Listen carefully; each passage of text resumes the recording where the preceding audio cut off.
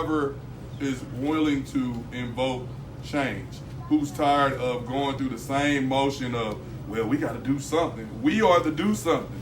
And until we step forward and put a foot forward to try to start somewhere, I'm not saying this is the right answer or wrong. I don't know. We don't know that at this point. But at the same time, every time we've done this, I get positive. I've got nothing but positive feedback from people. Some people are shocked when they find out as a cop that they're like, dang, y'all really going into the community? Like it's unheard of, and that should be the first thing as an officer you should be doing. As a new officer, you should be getting to witness this, to hear how you can make somebody feel when you talking to them, or how this man been here since the 60s and you don't even know him. You ride past here every day. That's an insult. These are the people in which you serve. This is how you get it out. So we count on y'all to push it out, to be our walking people. My fault. Okay, well, I would like to piggyback on what you said earlier and with your question. I have an answer. Thank y'all. Okay, basically, I want the community to know, like, with this organization, it's amazing. You not just a gang detective locking people away in the community. You even go inside of the prisons where they're reforming the people that you took off the street. And I think that's amazing. So I have to acknowledge you for that. Now, I'm Gwinnett County NAACP Legal Redress. So we do have a major event coming up next month where we chose a couple state judges, an attorney, and someone from Gwinnett County Jail. So every 3 months we're going to do that. So I'm going to choose an official from Department of Corrections, someone from this organization, and from Department of Juvenile Justice. And so what we do is basically set up state forums for everyone in the community to come out, you know, to ask their questions and get the answers. And then if they feel their questions don't get answered, we do referrals. Well, my point was more so in inviting the councilmen, inviting the lawmakers who will be able to listen to our ideas and try to come up. Yeah, that's what that'll do. And I got a flyer for you. Okay. So if you want to come, it don't matter if you're from Gwinnett County. It don't matter. I'm just going to say I'm Gwinnett NAACP, but I work throughout the state of Georgia. So like, if you reach through our branch, I can always reach out to another branch to get you the assistance that you need. You kind of get what I'm saying? And that's what it's about, sharing that yes, information. and that's why I came today. She was at the last. Yes, and then coming to the last one, because I am one of NAACP investigators, and I also investigate cases on my own pro bono. I came and I networked with them, and now I'm in a detective academy. So hopefully I'll be graduating soon and become certified. Just coming to one of these events. Just for coming here. Like Say it, just talk for to coming Karen. here. Meaning I skipped going to college for 4 years, being an officer on the street for 2 years, and going through the academy. Coming from the beauty industry to the criminal justice field based on my work that I do pro bono. Mike, I just want to say one more thing and I'll shut up. I know a lot of people, like, the police here are always like these punching bags, like everyone's like, they believe the cops, they should be doing everything, there should be a cop on every corner, that there should not be any community policing, you know, it's all up to the cops. It's the same thing with the news. Like, yeah, it's our jobs to hold the politicians and everybody, you know, accountable, but at the same time, we can only do so much. But everybody in here pays taxes, right? These people are public officials. We pay their salaries, right? You can do whatever you want. You can, but I mean legally. Like, you can.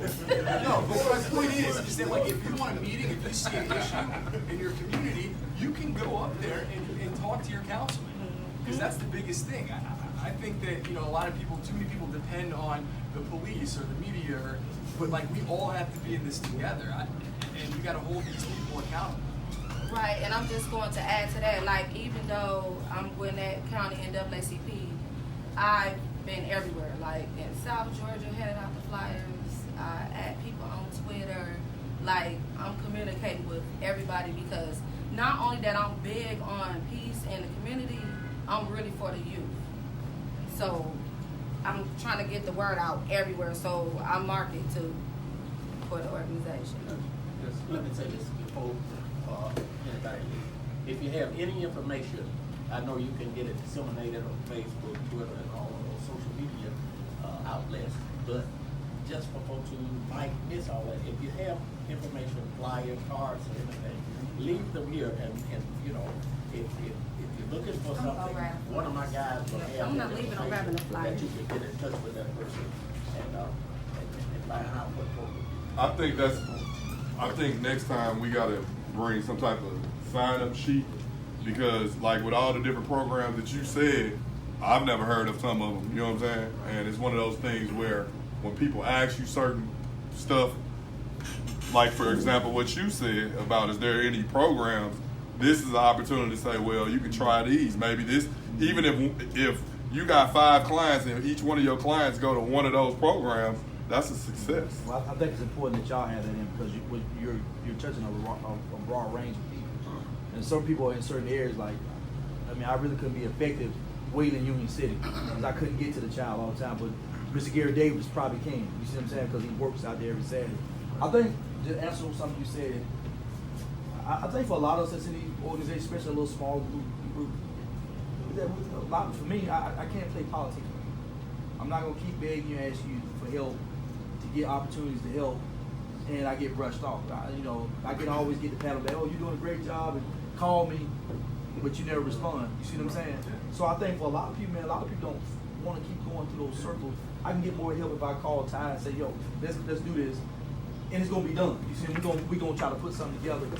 Then we want people, if you're getting paid to be an elected official, and you see a situation like there should be a sense of urgency right now. There's a lot going on. So, in spite of everything that's going on in our city, things that's going on in our community are more important because our children want to die and going to jail. So there should be some effort and some money put towards programs or whatever, But there are a lot of programs that out here, I think some people just got to stop being lazy and start looking. Facts. Yeah, well, that's what I'm saying. Some people say, well, the church need to do more. There's a lot of church probably most church got programs going on. You just got to get up and go to church and go to the program. Their program's not going to necessarily go out and try to swarm everybody in. They deal with a lot of their kids, and it takes money to run programs. People don't understand that it takes money to run programs. You see what I'm saying? Say it again. And I've had arguments with families and everything. You go out of town, but you won't invest in your child. You see what I'm saying? So what I'm saying is there's a lot of programs. We can't be lazy and not look for the program for our kids. You see what I'm saying? If this church,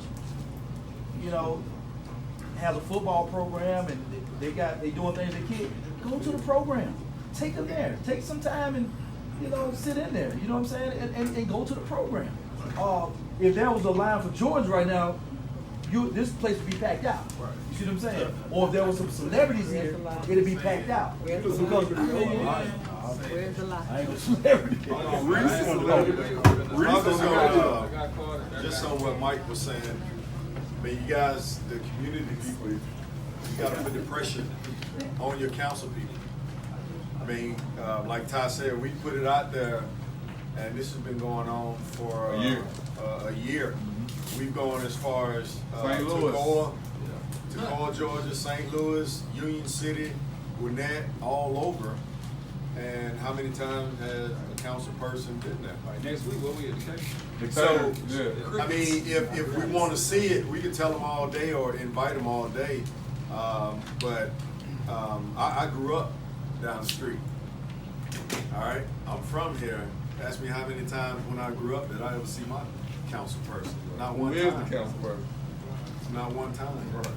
So, y'all got to put the pressure on the people that's here representing the community to get them to come out. I think a lot of them don't want to come out because they feel like they're going to get attacked. Yeah, But yeah. we always say, okay, we tell people all the time, come on, come with it. I mean, because it's not personal. We get it. And that's the whole point. Come, express yourself, how you need to express yourself. We're not going to take offense to it and try to get you later on or anything like that. No name calling. I thought it was so funny. I came up here earlier today, I don't know, around 2 o'clock. I just wanted to make sure I knew where, I thought we were across the street. And the brothers sitting out in the parking lot. And I think they eventually came in here, I don't know. They came in the big tour. And they were standing around, and I got tinted windows on my SUV. It's my police car, but it's tinted windows. Yeah, it's legal. They're not that dark. No, I heard you say. No, she said, is that legal? I've been doing this. I've been doing this over 25 years. So when they looked at me, they couldn't really see me. They saw me, but they really couldn't. I already knew what they were thinking. Oh, he gonna get out here and with us, or whatever. I didn't say anything at first because I was looking for the place. And I parked right there, and I got on the phone, I looked at the flyer, blah, blah, blah, going through it. But then I turned around, I went back, and I stopped and I talked to them. And I know they was like, damn, he actually rolled the window down. But I was telling them to come to this tonight. You know, telling them about what we have been doing, what we're doing. And I think that's just to say, one, getting people involved. I mean, like, whether you see them on the street or on social media or whatever, telling them about what we're doing and what we're trying to, you know, like Ty said, trying to be the change that we want to see. We want to see. And those guys like, man, I appreciate it. I can see it in it. They didn't say it, but I know they wanted to say, man, I thought you was going to feel that. But it was like, oh man, that's all right. That's all love, man. Appreciate it, you know. And then that was that. We're not afraid. Like I said, I grew up down the street. Every chance I get, I come back through the neighborhood, whether I'm in uniform or not, and people still know me. Those who are young or older, those who were around, who are my age when I first came on, who are older and with kids, I still see them. All right, so I don't have a problem being in the environment. I know Ty don't, Booker, Finney, Derek, and the rest of these guys, we don't have a problem. So you guys got to hold your council people, and hopefully they don't feel like they're going to be attacked, or if there's a tough question, okay, just deal with it. You just got to deal with it. It's not personal, but people nowadays, I get it. They want to see some type of action, result, or solution. So, But to answer your question, officer, most of the time the elected officials that we see them in certain times. Election time. From October to November, we see them. And go back to what my man said. When you going to someone with this particular program, for example, you know, hey, we need you here. Okay, we'll make it. And you don't see them. You call, you get the brush off. And don't get me wrong. If it's something we need to be done in this community, and I'm just not just talking about the barbershop first, but we go Mr. Martin. Mr. Martin done rubbed elbows with Dr. King and everybody else from way back in the day. When he called, something's gonna get done. We know this. But as far as the officials and council, you don't have that. Same thing with y'all, the kids and the teachers. These kids out here committing these crimes, no. Police ain't gonna do nothing but lock me up in jail. I'll be out such thing. I ain't got enough point system. This point system now. I don't know how this goes, but this point system. And they get on the corner and brag. Officer D go lock somebody up on the corner. We done told them they harassed doing this and that. Blase, blase. I'll be out in a minute. Officer D, well, what you gonna do, Officer D? Well, listen, I'm doing my job, but his hands tied up because they have to accumulate a certain amount of points before they can actually do something. Going back to what you said, young lady, the brothers, Isaac, Charlie, and all, I cut the hair. I've been knowing the mom and daddy since they were like this. They killed that man on camera roll. I just cut the oldest brother hair 2 days. Just did 3 years, came back home. He's doing good so far. But I didn't realize, as a young man being a barber, even going from career day to career day for the last 15 years, that not only am I a barber, but I'm a role model. That's right. I didn't look at it that way. That's right. I just figured I was just somebody cutting hair, making money. A lot of people take our job as just something to do. But believe it or not, just y'all are here in this barbershop because things that go on in the community come to the barbershop. I didn't understand and realize how instrumental Mr. Martin and the other guys were in my life for me to be here right here with you guys now.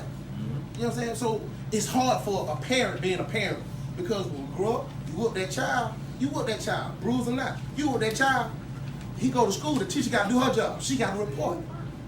You understand what I'm saying? That teacher touched that child in an appropriate way or try to discipline that child. Yeah. All her years of education is going down the drain. Her job is lost instantly. That cop handled this kid the wrong type of way. His job gone. He up under investigation. So from the parent to the teacher to the cop, every job is hard. I understand that. I appreciate you guys and everything you do. Because not only am I a product, but I have 2 kids. And it's hard. And I'm 39. Trying to understand how to raise an 18-year-old and 11-year-old. Trying to bridge the gap between the 2 of those guys. And don't get me wrong. I wouldn't mind mentoring at least an hour or 2 on Monday, Tuesday with your program. And I'll do that. You know, and I'm willing to do that. Because if I can save one, my job is done. Everybody has a job to do in this world, in this lifetime. That's right. I don't know what mine is, but me personally, I help anybody. Right. And I'm willing to help. Right. I'm willing to see a better brother, better sister. Because I want someone to look out for my mom, my boys, my kids, the next generation. Because this guy did everything he could for me. And I feel like it's my duty to give back to everything that comes behind me. That's right. That's right. Let me ask Charles. You have had some interesting. I was talking about mental. You guys I still do They that. just interviewed me about that murder thing. One They thing, just interviewed me about one that thing I murder. come with, y'all know I'm a New England They Patriots just fan. interviewed me about that murder. And I'm like, dude, Like, he died, so I think the that he broke in house was 89-year-old lady. Okay, scared her so bad, almost killed her. So the 2 white cops, he was struggling, trying to get away, and then the first thing the black lady do, jumps out the car with a camera. Every day. So one of the guys comes and said, "Oh, they finally got him, huh?" Lady said, "They ain't got to do him like that." The guy said, "That's the dude that broke in your grandmama's house." Now she went like this. We're not letting the officers do your jobs anymore. We done took that away from y'all. And some kind of way, I don't know how this happened, but it made y'all the bad guys. And y'all not the bad guys. Y'all far from being bad. Facts. And, Oh. but I try to, long story short, I try to mentor some of the guys.